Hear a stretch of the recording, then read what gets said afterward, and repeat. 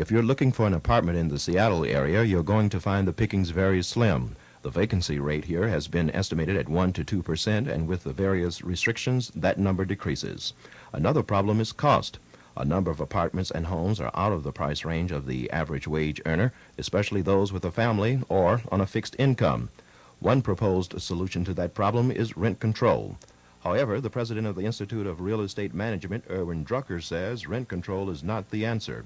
If the buildings can't support themselves, rent control legislation is not going to do anything because the buildings are going to be abandoned. The buildings are going to fall into disrepair, and they're going to be abandoned. We've seen the thing happen. We've seen it particularly with ill-conceived HUD stuff in St. Louis, where they literally blew up these high-rise buildings because they couldn't support themselves. Sharon Fagan of the Seattle Tenants Union doesn't agree. The idea of rent control is to stabilize rents so that they don't go out of hand. It's to discourage speculators and stabilize the rental market. About 2 years ago, the Seattle City Council considered the rent control issue and decided it wasn't a good idea. I checked with Councilman Michael Hilt, who told me rent control would create a huge bureaucracy, reduce the number of available units, and make the owners not want to continue to maintain the buildings. Hilt says it's not likely the matter will come before the City Council again, at least not in the very near future. LeBaron Taylor, Eyewitness News. Everyone agrees that Seattle has a serious shortage of rental units and that rents have jumped substantially in the last few years. But what to do about those problems spawned sharp controversy and Initiative 24. The rent control initiative went down to resounding defeat yesterday after the most costly campaign in Seattle history. Those who opposed the measure spent close to $1 million, dwarfing the expenditure of $50,000 by the pro-rent control side. Some renters we spoke with today were bitter, saying it was the heavy advertising spending, not the merit of the rent control issue, that decided the outcome. And I don't think anybody really got the full scoop on it. It's a total blitz, advertising blitz. Well, there was that whole $1 million, I think some $1 million raised to defeat this bill. And, who's got that kind of money? Obviously not renters. Lee Meisner manages a Capitol Hill apartment house. He says he's glad rent control was defeated, but he says the problems for renters, especially the elderly, remain, and that it's up to City Hall to do something to ease the housing crunch. He also conceded the big spending of the rent control foes could have been the deciding factor. There's a lot of money was in it, and of course, money does things, But you still feel that the rejection of it was a good thing? Oh yeah, I really do believe, yeah.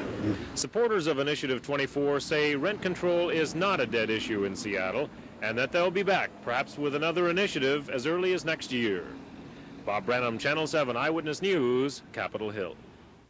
We need a forum to address the rents that are currently out of control in Seattle. We are seeing a number of people who basically have average jobs in Seattle being pushed out of Seattle. They cannot afford rent, and as a result, they end up commuting to Seattle for well over an hour.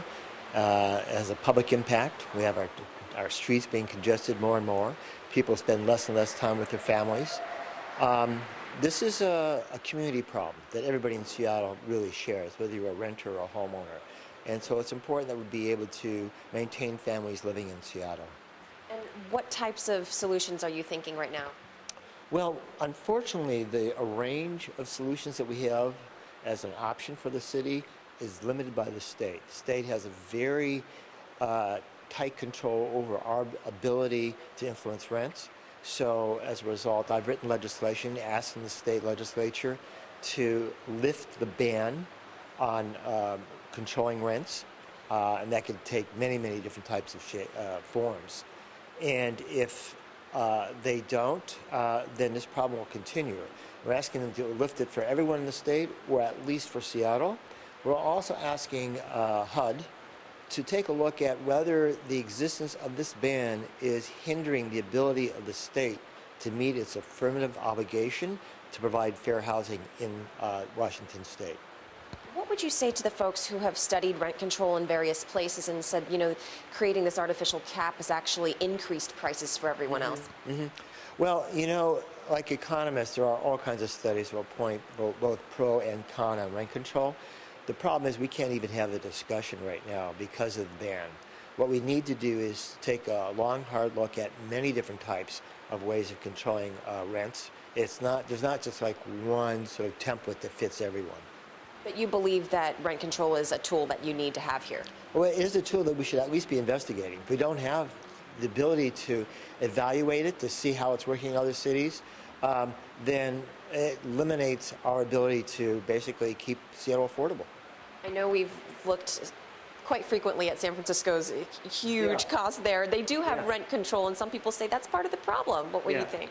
Well, we have a problem as bad as San Francisco, and we don't have rent control, except with their controlling rents, they at least have been able to protect a number of people from being forced out of the city, whereas we do not have that option.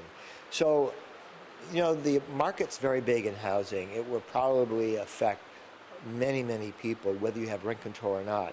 But if you do have some form of rent control, some form of controlling rents, then you'll be able at least to protect some people so that they can remain living in Seattle.